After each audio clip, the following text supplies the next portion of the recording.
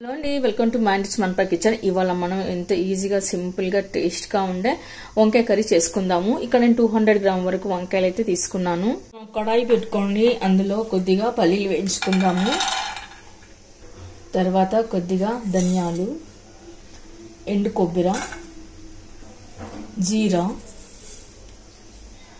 నువ్వులు, చింతపండు ఇవన్నీ వేసి వేయించి పొడి చేసుకొని పెట్టుకోవడం వల్ల కర్రీకి మంచి టేస్ట్ వస్తుందండి. గుమగుమలాడుతుంటుంది కర్రీ, చాలా టేస్ట్గా చాలా బాగుంటుంది. కొద్దిగా కరివేపాకు.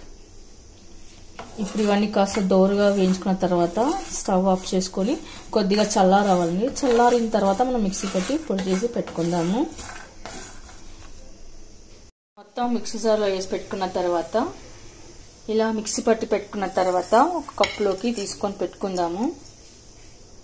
మనము అదే మిక్సీ జార్లోకి టమాటాలు వేసి పేస్ట్ చేసి పెట్టుకుందాము. ఇలా పేస్ట్ చేసి పెట్టుకున్న తర్వాత మనం వంకాయలని ఇలా పొడుగా కట్ చేసి పెట్టుకోవాలండి. ఇక్కడ వాటర్లో ఉప్పు వేసి కట్ చేసి పెట్టుకోవాలి, లేకపోతే వంకాయలు బ్లాక్ అవుతాయి. ఇప్పుడు మనం కడాయి పెట్టుకొని కర్రీకి సరిపడా 2 టేబుల్ స్పూన్ ఆయిల్ వేసుకున్న తర్వాత ఆవాలు, జీలకర్ర, మినపగుళ్ళు కూడా వేసుకోవాలి. ఇప్పుడు అవి చిట్టపట్టమన్న తర్వాత కట్ చేసి పెట్టుకున్న ఆనియన్ వేసుకోవాలి. కరివేపాకు, పసుపు, కొద్దిగా సాల్ట్. తర్వాత ఇప్పుడు మనము ఆనియన్ కొద్దిగా ఎర్రబడే వరకు కలుపుకొని పెట్టుకోవాలి. అల్లం వెల్లుల్లి పేస్ట్, ఇది కూడా కొద్దిగా పచ్చివాసన పోయే వరకు కలుపుకొని పెట్టుకుందాము. తర్వాత ఇప్పుడు మనము కట్ చేసి పెట్టుకున్న వంకాయలను వేసుకుందాము. ఇలాంతా కలిపి పెట్టుకున్న తర్వాత కాసేపు మగ్గనివ్వాలి. ఇప్పుడు మనం మూత పెట్టేసుకొని 2 నిమిషాల పాటు మగ్గనివ్వాలి.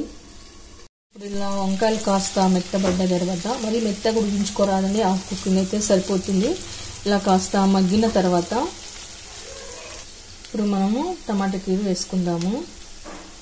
ఇప్పుడు మనం టమాటా ప్యూరీనంతా వంకాయలు కలిసేలా కలుపుకొని పెట్టుకుందాము.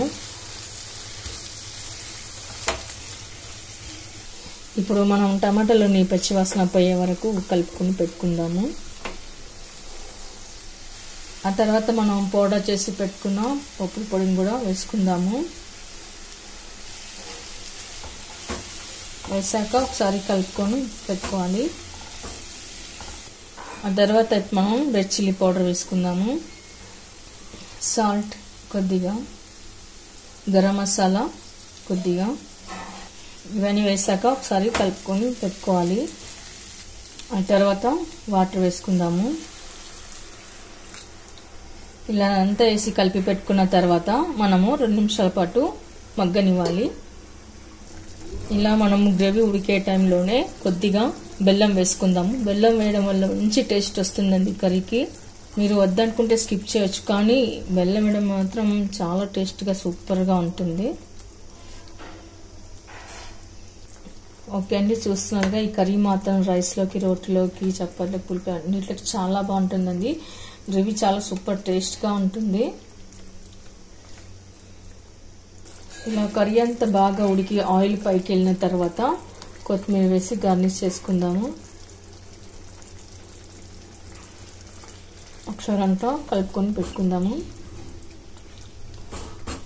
ఓకే అండి, కర్రీ అయితే రెడీ అయిపోయింది. మీకు ఇష్టమైతే పైన బటర్ కానీ నెయ్యి కానీ ఏమైనా సరే వేసుకోండి. ఇప్పుడు మనం సర్వింగ్ బౌల్లోకి తీసుకుందాము. ఓకే అండి, చూసారుగా, ఎంతో అమోఘమైన అద్భుతంగా ఉండే గుమగుమలాడే వంకాయ కర్రీ అయితే రెడీ అయిపోయింది. చాలా సింపుల్గా, చాలా సూపర్ టేస్ట్గా చాలా బాగుందండి. మరి మీకు కనుక వీడియో నచ్చినట్లయితే మీరు కూడా ఒకసారి ట్రై చేయండి. మీకు ఎలా కుదిరిందో కామెంట్స్లో పెట్టండి, లైక్ చేయండి, షేర్ చేయండి. తప్పకుండా మన ఛానల్ని సబ్స్క్రైబ్ చేయండి. Thank you for watching.